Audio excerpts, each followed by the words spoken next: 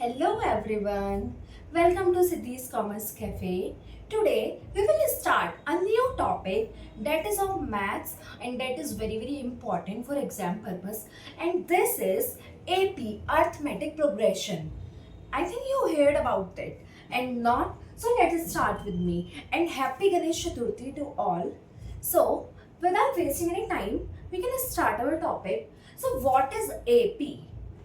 AP अगर मैं simple language में बताऊं तो एपी को अर्थमेटिक प्रोग्रेशन बोलते हैं। इन एपी का मतलब होता है एक सीक्वेंस जो इंक्रीज या डिक्रीज एक कांस्टेंट वैल्यू से होती है।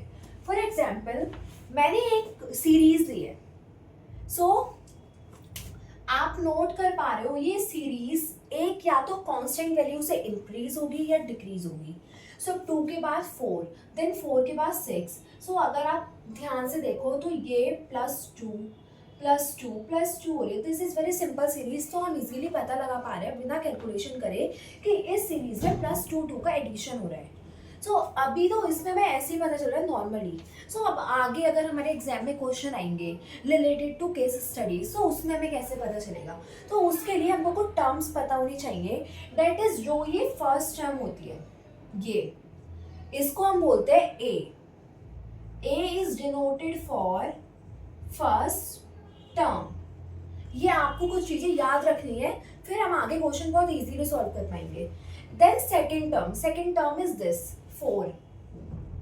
So 4 is second term and fourth को हम सेकेंड टर्म को हम कैसे लिखेंगे उसके लिए हमें देखना है एक चीज होती है D. What is D? D is the difference between two terms. Second वाली टर्म में से फर्स्ट वाली टर्म माइनस करके जो डिफरेंस आता है डेट इज डी। तो हम इसको सेकेंड टर्म को A1 बोल सकते हैं और ये हो सकता है A+D। सो अब अगर हमें यहाँ पे d निकालना है तो हम कैसे निकालेंगे? 4 - 2 दैट इज 2। और अगर यहीं पे ये सीरीज हमारे पास कुछ होती 8 6 4 2, तो देन यहाँ पे d क्या आता? This minus this, 6 - 8 - 2। लेकिन हमको ये ऐसा नहीं है कि बस हमने फर्स्ट और सेकेंड वाली टर्म में माइनस करके देख लिया कि हमारा -2 है तो दिस इज द सीरीज। हमको आगे भी देखना है। अब ये थर्ड और सेकेंड वाली को देखो, 4 - 6 - 2, देन ये वाली 2 - 4 - 2, then it is a series of AP। तो अब हमें यहाँ पे तीनों के d सेम आ रहे हैं। It means the value of d is -2। First term is 8, second term is 6, then third, then ये and then it goes to infinity. So यहाँ पे हमारा 2 आ गया, फर्स्ट टर्म आ गई, सेकेंड टर्म आ गई, देन थर्ड टर्म होगी A+2D, fourth term A+3D, A+4D and ऐसे so on चलता रहेगा। So what is the nth term? nth term, तो nth टर्म क्या होगी? nth टर्म का फॉर्मूला होता है जो आप सबको याद करना है, A+n-1 into D। This is the formula for nth term. nth term calculate करने के लिए सो हमारे पास बहुत सारे एग्जाम में क्वेश्चन आ सकते हैं।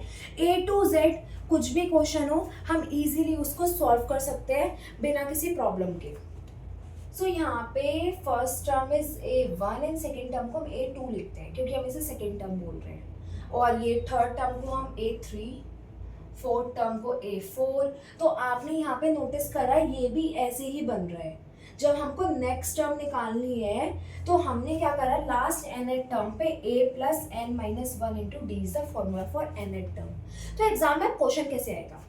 अभी हमने ये समझ लिया AP होती क्या है, AP कैसे कैलकुलेट करते हैं, AP में क्या क्या चीज़ें होती हैं। देन अब हमको AP के क्वेश्चंस कैसे सॉल्व करने हैं। एग्जाम में एक नॉर्मल क्वेश्चन आया कि सपोज एक लड़का था Rohan and he is depositing the money in bank. वो बैंक में मनी डिपॉजिट कर रहा है।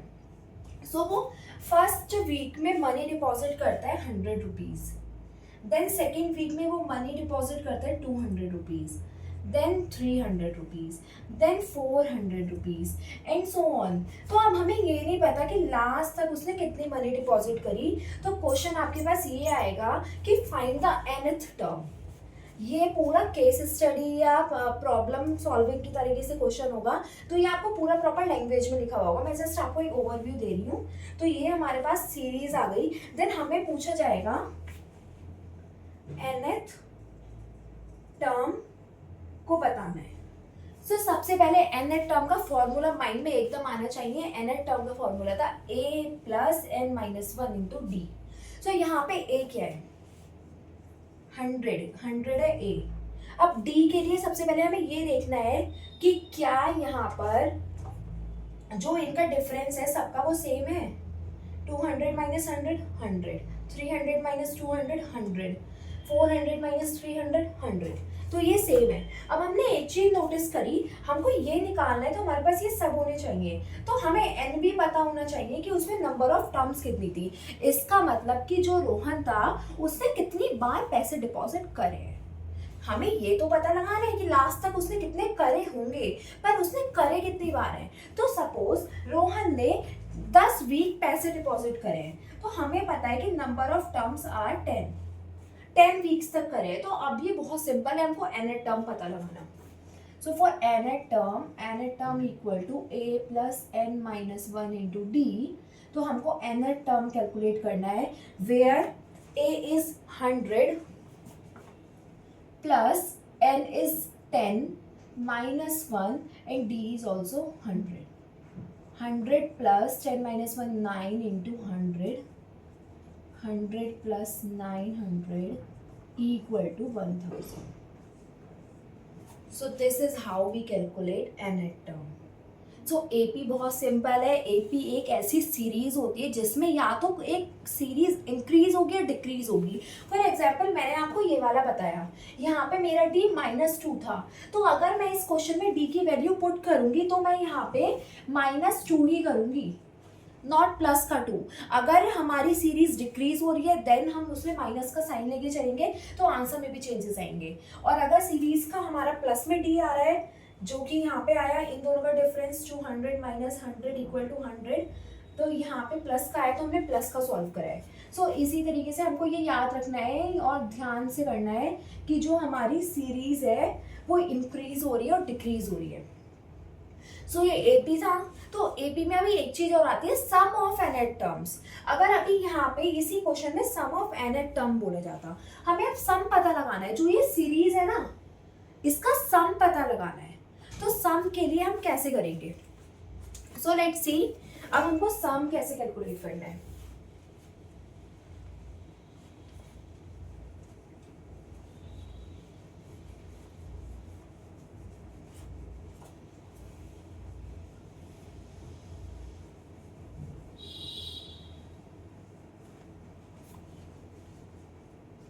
सो सम के लिए आता है SN for sum of nth terms. So sum of nth terms का फॉर्मूला होता है n/2 big bracket 2a plus n minus 1 into d. This is the formula for calculating sum. So हमको ऐसे इसका सम कैलकुलेट करना है। तो अब हम सम कैसे करेंगे, तो सेम वही एग्जाम्पल लेते हैं रोहन वाला, कि रोहन ने सबसे पहले डिपॉजिट करे 100, देन 200, देन 300, देन 400, और उसने ये कितने बार करा, 10 टाइम्स तक करा। तो अब उसने टोटल अमाउंट करी कितनी है, उसमें हमने पता लगाया कि उसने लास्ट में कितनी अमाउंट करी थी, जो 900 आई। इसका मतलब जब उसने 10th वीक पैसे डिपॉजिट करे तो वो अमाउंट थी 900। अब हम सब में पता लगाएंगे कि उसने फर्स्ट वीक से लास्ट वीक तक टोटल अमाउंट कितने डिपॉजिट करी। सो यहाँ पे अगर हम SN निकाले तो N है हमारा 10 टाइम्स, उसने 10 वीक्स तक पैसे डिपॉजिट करे। 2 into A is 100 first term, plus again N is 10 minus 1 and D is A2 minus A1। Second वाली टर्म में से फर्स्ट वाली टर्म माइनस करके D आता है, 200 minus 100 equal to 100। So D is 100। So ये कट गया है, 2 5 से 10, 5, 10 100 into 2 200 plus 10 minus 1 9 into 100. 5 multiply 200 plus 900. 5 multiply by 900 plus 200 equal to 1100. So 5500 is the total amount that is deposited by Rohan in bank. So समझ आया Annette term और सम of nth term में क्या difference है. Annette term हमको ये बताती है कि जब हमने सीरीज का एंड करा तो वो कितनी अमाउंट से एंड करा. ज़रूरी नहीं है वो अमाउंट हो. हम एक एग्जांपल ले सकते हैं कि एक प्रैक्टिस करने वाला प्लेयर था जो प्रैक्टिस करता था. उसने फर्स्ट वीक प्रैक्टिस करी 10 मिनट, देन 20, देन 30. तो अब अगर उसने 15 वीक तक प्रैक्टिस करी तो 15th वीक पर उसने कितने मिनट प्रैक्टिस करी. तो we have to calculate the nth term. And अगर मैं पूछूं कि उसने पूरे 15 वीक में टोटल कितना करा, तो फॉर हम इसके लिए यूज करेंगे SN, sum of nth term का फॉर्मूला. सो ये दो फॉर्मूलाज बहुत इंपॉर्टेंट है. Sum of nth terms very very important and nth term A plus N minus 1 into D. I hope इतना समझ आया होगा. AP में कुछ भी बहुत ज़्यादा कंफ्यूजिंग नहीं है, बहुत सिंपल है. सबसे पहले पता होना चाहिए फर्स्ट टर्म को A1 बोलते हैं, सेकंड टर्म को A2, देन थर्ड टर्म को A3. एंड डिनोट कैसे करते हैं, फर्स्ट टर्म को A, सेकंड टर्म को A2 और सेकंड टर्म को हम A plus D भी लिख सकते हैं. थर्ड टर्म को A3 से करते हैं और उसको हम A plus 2D भी लिख सकते हैं. ऐसे हम सो ऑन लिखते चले जाएंगे. तो ये होता है कैलकुलेट करने का. ऐसी पेपर में कोई भी क्वेश्चन आए आपको ये दो फॉर्मूले याद हो और पता हो. डी कैसे निकालते हैं, A2, A1, N और N की वैल्यू पता होनी चाहिए, तो आप इजीली कुछ भी कैलकुलेट कर लोगे. So that is AP. And अब हम स्टार्ट करेंगे GP, ज्योमेट्रिक प्रोग्रेशन. बहुत स्लाइटली डिफरेंस है GP में और AP में. सो जैसे हमने AP समझा वैसे ही हम GP समझेंगे. ओके